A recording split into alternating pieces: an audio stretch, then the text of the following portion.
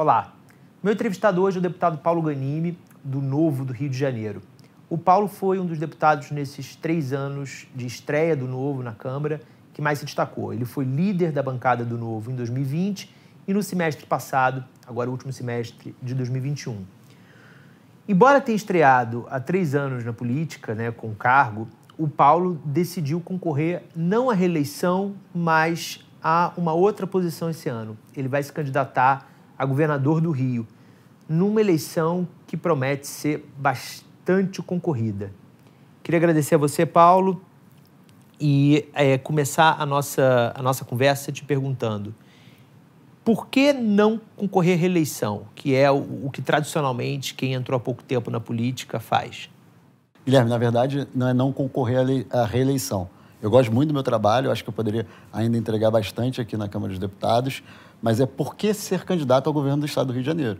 O governo do Estado do Rio de Janeiro, ele vem sendo controlado, governado nas últimas 3 décadas, 4 décadas talvez, por governantes que ou foram presos, 5 deles, e o último agora sofreu impeachment. O governador, que todo mundo achou, inclusive, que seria algo diferente na política, Wilson Witzel, sofreu impeachment. Quando eu olhei esse cenário, eu falei assim, peraí, o que a gente vai apresentar? Quando você tem uma pessoa que foi presa ou foi condenada por corrupção, você pode dizer que é algo pontual, que é algo daquela pessoa. Quando você tem 6 pessoas envolvidas com alguma coisa de corrupção, deixou de ser algo pessoal, passou a ser algo sistêmico. Como é que a gente quebra esse sistema?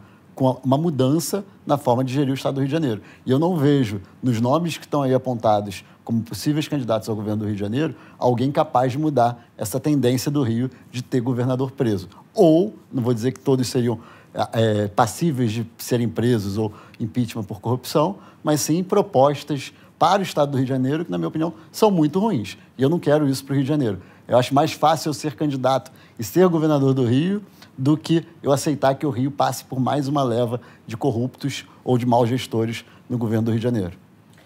Falar um pouco sobre o Novo antes da gente voltar ao Rio.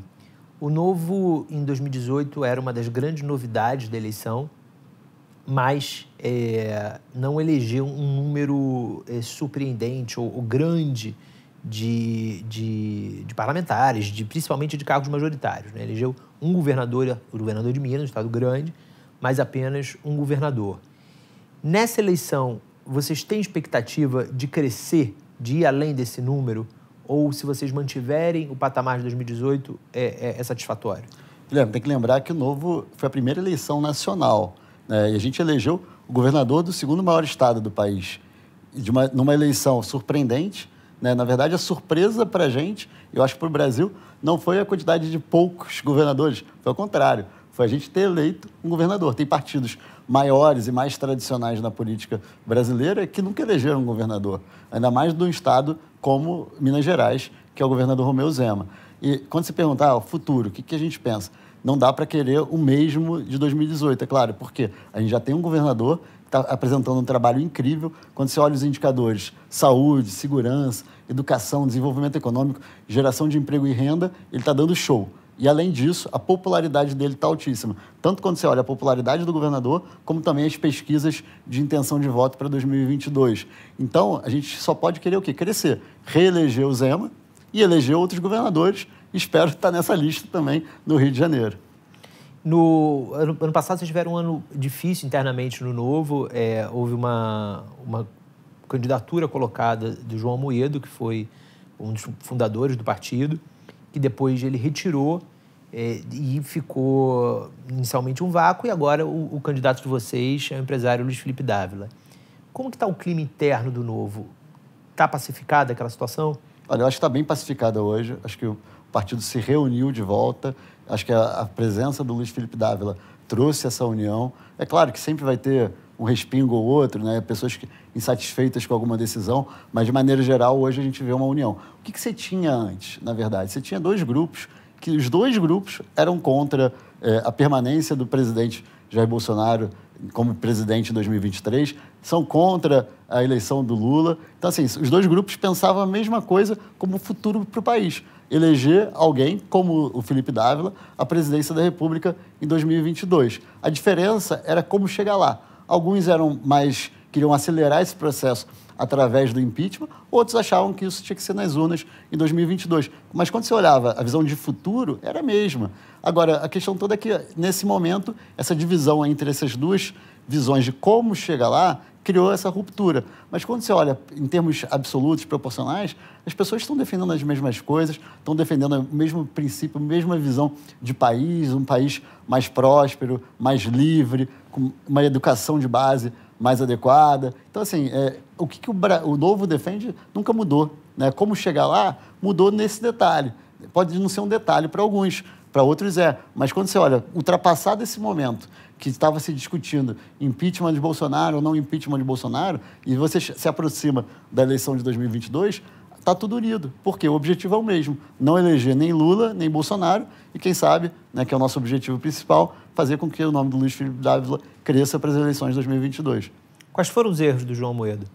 Olha, eu acho que não ouvir, não conversar, né? Ele era uma pessoa que trabalhava muito sozinho. Ele teve uma qualidade muito grande de ter formado o partido junto com outras lideranças, e ele sempre foi um líder muito nato dentro do partido. O que ele falava repercutia de forma muito clara dentro do partido e todo mundo apoiava. Quando chegou no momento em que o detalhe era importante, a fala dele não necessariamente foi seguida por todos. E ele não teve, eu acho que talvez a capacidade, ou não sei o quê, de tentar conversar e unir. Porque uma coisa é você impor ideias, outra coisa é você convergir em ideias. Isso ele não fez. Acabou que com isso ele teve essa divisão.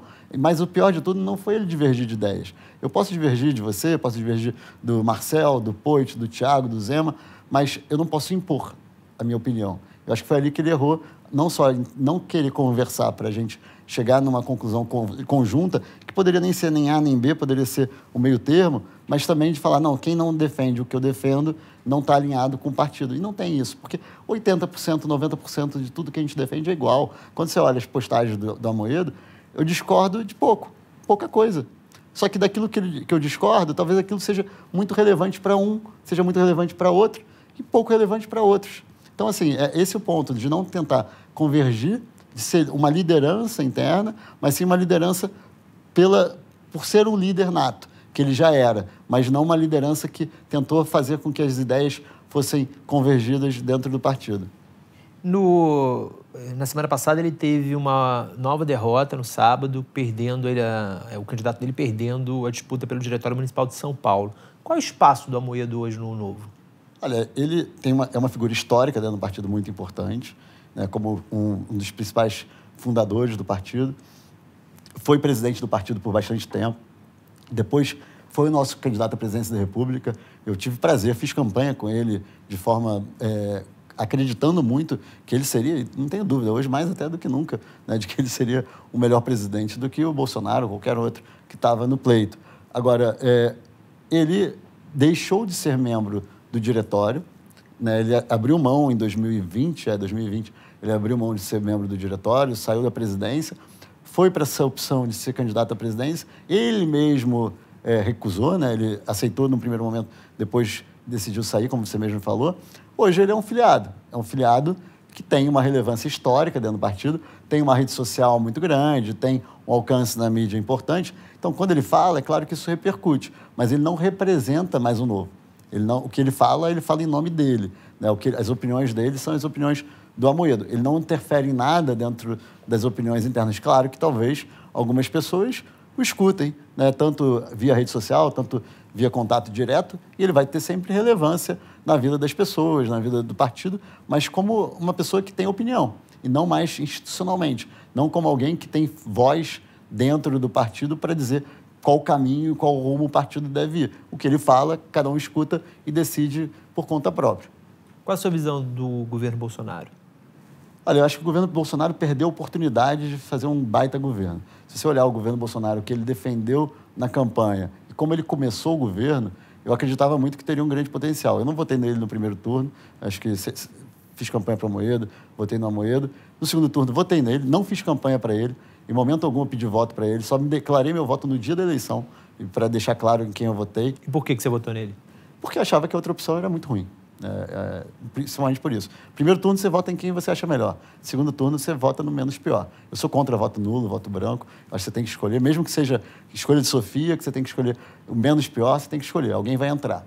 né? Então, acho que por isso que eu votei nele, porque eu achava que a outra opção seria muito ruim para o país, não só em termos de governo, mas em termos de simbolismo. A volta de um projeto de poder, para mim, muito inadequada, e um projeto de poder que foi no sentido de criar uma máquina, não só uma máquina inchada, mas uma máquina para roubar o país. E quando o Bolsonaro veio, com Paulo Guedes junto, né, com várias ideias, até algumas delas alinhadas com a do Novo, de liberdade econômica, de combate à corrupção e tudo mais, para mim fazia sentido. Claro que eu não achava que ele tinha competência para isso, tanto que eu preferia o Amoedo. Mas entre uma coisa e outra, eu achei que ele era melhor. Agora, ele ao longo do mandato, se engana aquele que acha que ele foi obrigado a fazer qualquer coisa. Isso eu falo muito. As pessoas falam, mas ele teve que ceder à pressão. Não, ele teve que ceder porque ele criou as condições para isso. No momento em que ele não sabe articular dentro do Congresso, no momento que ele tem problemas com a justiça, no momento que ele fala besteira em rede social, tudo isso vai enfraquecendo. Aos pouquinhos, ele foi se enfraquecendo por culpa dele. E aí, claro, quando você se enfraquece do lado de fora, o Congresso vai lá e deita e rola. E foi o que aconteceu. Ele, aos poucos, foi cedendo. E, claro, também, quando você não tem valores e princípios sólidos, que não é o caso, que é o caso dele, né? Não tem valores e princípios sólidos, o que ele fez em 2018 foi para ganhar a eleição, né? Dizer que era liberal, dizer que ia combater corrupção e tudo mais. Quando você não tem isso, é mais fácil você ceder também, ceder a pressão do que é mais fácil. O que eu faço para governar? O que eu faço para ser reeleito? Ele mesmo tinha dito que não ia ser reeleito, que não ia se candidatar à reeleição. Muita gente esquece disso. E hoje ele está ali, trabalhando, fazendo tudo, principalmente nesse último ano e meio, e provavelmente esse ano agora de 2022 também, para se reeleger. Medidas populistas, medidas para trazer voto de uma parte da população que não votou nele em 2018. Inclusive, eu que sou do Rio de Janeiro, ele, apesar de não ser carioca, ele morou a vida toda no Rio, foi eleito deputado federal pelo Rio de Janeiro vários anos. O que ele fez pelo Rio? Muito pouco. Por quê? Porque lá ele tem voto garantido. Ele foi muito mais trabalhar atrás dos votos que ele não tinha no Nordeste, por exemplo, do que trabalhar. Não acho que ele tem que valorizar ou priorizar o Rio por ser do Rio. Mas eu digo, como é que você pode achar que um presidente que vem do Rio esqueceria o Rio como ele esqueceu? Fez alguma coisa ou outra, mas muito pouco perto do que o governo federal deveria fazer pelo Rio. Sim, mas em algum momento desses 3 anos você se arrependeu de ter votado nele? Eu não me arrependo do que eu faço no passado, porque quando você vota ou toma uma decisão, é baseado nas informações que você teve, né? Então, acho que as informações que eu tinha em 2018 me faziam votar nele e eu não posso me arrepender disso. Eu diria que hoje, né, pensando bem, sinceramente, eu não votaria no Haddad tampouco, né? Então, assim, o que talvez eu trabalhasse mais em 2018, isso sim, eu acho que eu me arrependo. Mas aí também era difícil. Eu não era deputado ainda, foi meu primeiro mandato, eu tinha uma campanha para ganhar, mas uma coisa que esse ano eu garanto, não só eu vou trabalhar na minha candidatura para o governo, assim como também na candidatura dos deputados federais e estaduais do Novo no Rio de Janeiro, daí também no resto do Brasil, mas para a gente garantir que não tenha que chegar no segundo turno e tenha que escolher entre Lula e Bolsonaro. A gente está a 8 meses da eleição, do 2 de outubro. O que a terceira via, seja o Dávila, seja o Dória, o Moro, o Ciro, qualquer um deles, o que algum desses candidatos ainda pode fazer para conseguir virar um jogo que, por enquanto, parece um jogo que está dado, porque já há alguns meses não tem variação nas pesquisas, que é um segundo turno entre o Lula e o Bolsonaro.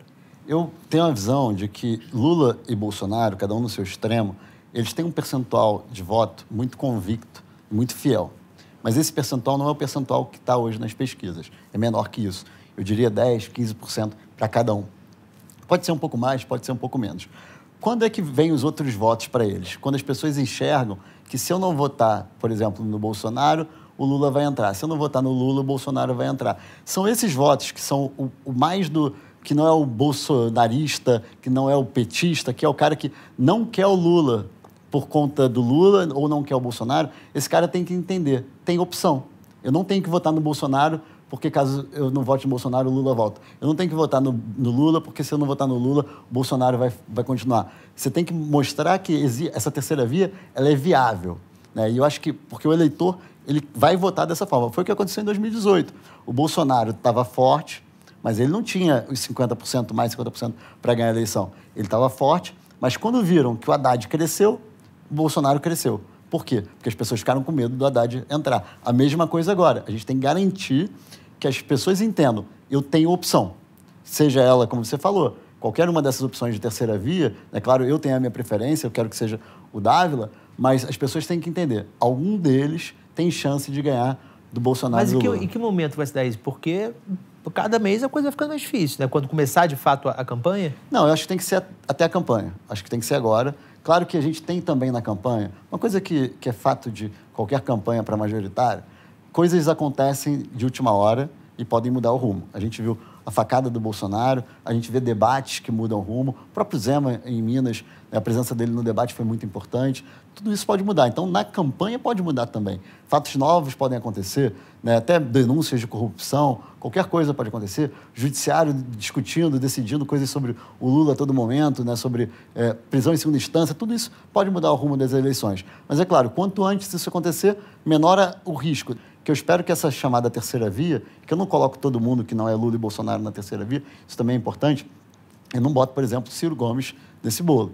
Mas eu acho que essa chamada terceira via, ela também tem que ter a responsabilidade e não deixar o ego prevalecer para chegar no momento e falar, peraí, tá bom, quem tem mais chance de ganhar? Não é só o que tem maior percentual no primeiro turno.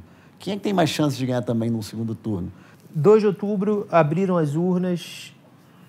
Algum desses candidatos de terceira via, de direita ou de esquerda, né? O Ciro seria um terceira via de centro-esquerda, eles falharam e é Lula e Bolsonaro. O que Paulo Ganimi faz? Olha, eu espero, se eu não tiver ganho... Vai para Paris?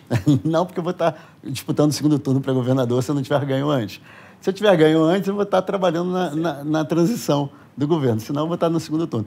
E eu acho que esse é um ponto também que é importante, tá? Aí, mais uma vez, espero que não seja Lula nem Bolsonaro, bato na madeira aqui, mas qualquer um que seja eleito, se eu for eleito governador, eu vou ter que trabalhar com os dois. Isso é uma visão muito deturpada que se tem da política. Uma coisa sou eu, deputado federal, meu papel é fiscalizar o Poder Executivo, principalmente federal e as verbas federais. O governador tem que trabalhar pelo seu estado.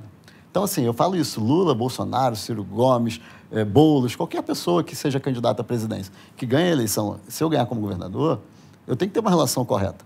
Claro, não dá para aceitar tudo, né? Não dá para você fazer vista grossa para algumas coisas, mas eu não posso entrar num embate político com eles. Eu tenho que entrar numa discussão de ideias, de propostas, mas a relação tem que ser correta. Também não é relação de amigão, de ir para festa, botar guardanapo na cabeça, nem nada disso, né? Mas é uma relação correta. Então, eu acho que o foco meu é como governador. Claro que, nesse momento, eu vou votar. Eu não vou dizer que eu não vou votar. Eu vou votar naquele que eu considero menos pior para o Brasil, se esse cenário entrar. Que é o? Vamos ver até lá, né? Vamos ver, tem um ano ainda de mandato aí. Mas, olha, eu com certeza eu não voto no Lula. Isso eu posso dizer, com convicção. Eu não voto nele. Falando um pouco de Rio de Janeiro, eu queria te falar alguns de seus futuros adversários e queria sua análise sobre a situação de cada um deles. Começar pelo governador, Cláudio Castro. Qual é a sua visão sobre a tentativa dele de reeleição e sobre o governo dele? Bom, o Cláudio é um cara que herdou esse mandato, né, caiu no colo dele. Ele foi vereador, assumiu o vice-governador. Já acho que muita gente não esperava que o vice fosse eleito, né, e ele menos ainda virasse governador. Eu acho que ele tem feito algumas coisas corretas no Rio, né? Não vou dizer que tudo que ele faz está errado, longe disso, mas eu acho que o maior erro dele, na minha opinião, é o que ele está fazendo com o dinheiro da SEDAI. Acho que isso é um absurdo, né? Assim, a SEDAI foi vendida, parte do dinheiro é dos municípios, isso não tem que discutir, tem que entregar para os municípios, é só repasse da venda da SEDAI. Só que tem uma parte relevante que é do governo do Estado. No primeiro leilão, né, que foram 3 lotes, é na casa dos 14 bilhões de reais. Esse dinheiro não está sobrando. O Rio de Janeiro está com uma dívida enorme. O Rio de Janeiro quase quebrou em 2016 e 2017. Felizmente, entrou no regime de recuperação fiscal, uma lei feita meio a toque de caixa com pedido do Rio de Janeiro. O Rio entrou nesse regime e a União assumiu cerca de 177 bilhões de reais de dívida com bancos, empresas financeiras e com a própria União. Aí o Rio colocou como garantia a SEDAI. Aí agora o Rio vende a SEDAI e queima o dinheiro. Ele estava usando isso de forma eleitoreira, política, distribuindo dinheiro para os prefeitos. E eu falo isso, eu rodo o estado do Rio de Janeiro, já fui a mais de 85 municípios nos últimos 12 meses, e a gente ouve isso tanto dos prefeitos quanto também dos cidadãos locais. Ah, não, isso aqui é legal porque o Cláudio me deu o dinheiro. O dinheiro não é dele. O dinheiro é da população, deveria estar sendo usado ou para pagar dívida, ou até uma parte para investimento, mas não com cunho eleitoreiro. Isso é muito ruim. Fora também o secretariado que ele colocou, né? Por incrível que pareça, o Witzel tinha um secretariado melhor que o dele. Quando ele assumiu, no momento ali entre a saída do Witzel, o afastamento do Witzel e o impeachment, ele manteve boa parte deles. Quando o impeachment aconteceu de verdade, ele trocou. O que meu colega de parlamento, né, o Juninho do Pneu, o que ele entende de transporte? Virou secretário de transporte. É do pneu. É isso. Foi a primeira coisa que eu pensei. Exatamente. Mas, assim, o secretário de Educação é um cara que nem tinha terceiro grau completo. Sabe, assim, ele criou um secretariado, não estou falando de todos, é claro, mas ele tirou gente boa para botar gente que não era para fazer amarras políticas. Aí qual é o meu ponto? Eu não coloco aqui dizendo que o Cláudio é isso, aquilo, né? A justiça que cabe analisar, investigar se tem alguma coisa, não tem nada contra ele que eu saiba por enquanto. Mas, assim, o meu ponto é, ele está colocando dentro do governo, usando as mesmas práticas que a gente viu nos últimos 30 anos e que prendeu Cabral, Garotinho, Rosinha, Pezão. Então, assim, a gente acredita num Rio de Janeiro diferente, com o mesmo modus operandi, com a mesma visão diante? Não, eu não acredito. Então, assim, não é o Cláudio. Eu me dou muito bem com ele, a gente tem uma relação muito cordial e tudo mais, mas o modelo de governo dele é igual. Paulo, você é um dos pouquíssimos exemplos na história do nosso Congresso de um parlamentar que é uma pessoa com deficiência. Como que foi para você esses 3 anos? E aí eu pergunto em todos os sentidos, desde o sentido prático de mobilidade, de acessibilidade na Câmara, no Congresso, mas também como é que foi a sua experiência com os outros colegas? Olha, quando eu cheguei na Câmara, primeiro dia da posse, há 3 anos, a jornalista da TV Câmara, entrevistando quase todos os deputados, perguntou para mim assim, a gente vê que você tem uma deficiência, sua pauta vai ser da pessoa com deficiência? Aí não foi nada combinado, eu não tinha conversado com ela. Eu falei assim, não, nem um pouco. Por quê? Minha pauta não é da pessoa com deficiência. E ela até tentou retrucar, mas você não se preocupa com a pessoa com deficiência? Me preocupo, como qualquer pessoa, mas não é o fato de eu ser uma pessoa com deficiência que a minha pauta tem que ser essa. Até porque, Guilherme, eu sempre levei o seguinte pensamento. Eu acho que você não tem que ser fake, você não tem que ser falso. Se eu fosse tratar aqui no Congresso com a pauta da pessoa com deficiência, eu seria falso. Eu estaria usando da minha deficiência para me eleger e para ser um bom deputado. Por quê? Eu, na minha vida toda, a educação que eu tive, felizmente, né, eu venho de classe média, uma família de classe média, meu pai era dentista, minha mãe professora de matemática, até do município do Rio, aposentada. Então, assim, eu tive condições, tive tratamento de saúde, passei por muita coisa difícil, né, assim, principalmente na minha infância, ali nos meus primeiros 2 anos, fiz mais de 15 cirurgias e tudo mais, mas isso depois, ao longo da minha vida, adolescência e tudo mais, não foi tão presente. Claro, a deficiência está aqui, não engana, não escondo, não tem nem como esconder, né? Sempre esteve presente na minha vida. Mas a educação que eu tive, a família, amigos, escolas e tudo mais, fez com que isso para mim fosse algo pontual, algo que é presente na minha vida, mas que não é o que define quem eu sou, mas sim uma parte de quem eu sou. Né? Como, você tem barba, né, tem tal estatura e tudo mais, eu tenho uma deficiência. A minha deficiência nunca me atrapalhou e nunca foi o norte da minha vida. Então, se eu trouxesse para a minha pauta a deficiência, seria falso. Né? Eu não sou cadeirante, o que tornaria até mais relevante a minha deficiência, né? Porque mobilidade e tudo mais. E eu, graças a Deus, também sempre pude brincar, correr, jogar futebol, claro, com a sua limitação, mas nunca foi uma barreira. Então, o que eu vim fazer no Congresso? Né? Vim fazer no Congresso o que uma pessoa que tem deficiência ou não gostaria de fazer para melhorar o quê? Saúde, segurança, a economia do país, combate à corrupção. Deficiência não é importante? Claro que é. Mas, para mim, é tão importante quanto todas essas outras pautas. Né? E aí, aqui dentro, eu acho que essa entrevista, no primeiro dia, foi marcante. E todo mundo viu, né? Porque viralizou, alguém pegou na rede social, botou, muita gente viu. Então, acho que depois disso, também ninguém me tratou aqui como um deputado com deficiência, mas sim um deputado técnico. Fui líder do partido 2 vezes, inclusive assim, eu acho que talvez eu não seja o primeiro deputado com deficiência, mas talvez um dos primeiros líderes partidários. Que eu me recorde, pelo menos de um passado recente, sim. Exatamente. E você vê que nem a mídia trata dessa forma. Por quê? Porque eu não me posicionei dessa forma. Eu nem acho ruim, mas acho até interessante, né? Quando a mídia fala de pautas, né, mais ligadas a questões sociais e tudo mais, pouco lembra de mim, porque eu sempre lidei dessa forma. Agora, não quer dizer que eu negue a minha deficiência. Não, não é um tabu, não é um problema para mim, mas isso nunca foi um problema. Com relação à mobilidade, a Câmara tem uma característica, é grande, né? Quem não conhece, quem está assistindo a gente, o meu gabinete fica no anexo 4, para chegar no plenário é uma andada boa. Tem até uma esteira num período, mas é uma andada boa. E aí, às vezes, você tem comissão, sessão ao mesmo tempo acontecendo, tem que correr para lá, para cá, para lá, para cá, para cá. Eu consigo. Mas é claro que demora um pouco mais, dá um pouco mais de trabalho, mas nunca foi impeditivo, tanto que eu devo ser um dos deputados que mais participava de comissões, participo de comissões, às vezes eu tinha que ficar em 2, 3 comissões ao mesmo tempo, indo para lá e para cá e tudo mais. Então, assim, o único benefício que eu tive aqui nesse sentido da deficiência, né, pelo menos que eu saiba, foi na escolha do gabinete. Eu tinha prioridade na escolha do gabinete, escolhi um logo no segundo andar, que é o primeiro andar de gabinete, próximo ao elevador, que facilitou um pouco para chegar e sair do gabinete e ir para a Câmara, para o plenário, né, e para as comissões. Como outsider que entrou para a política, nesses 3 anos, o que te surpreendeu? O que te aprendeu?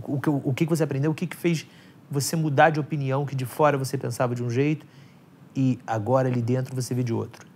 Olha, eu achava que todo mundo era corrupto, todos os políticos eram safados, não tinha ninguém que prestasse. Isso eu já não acho mais.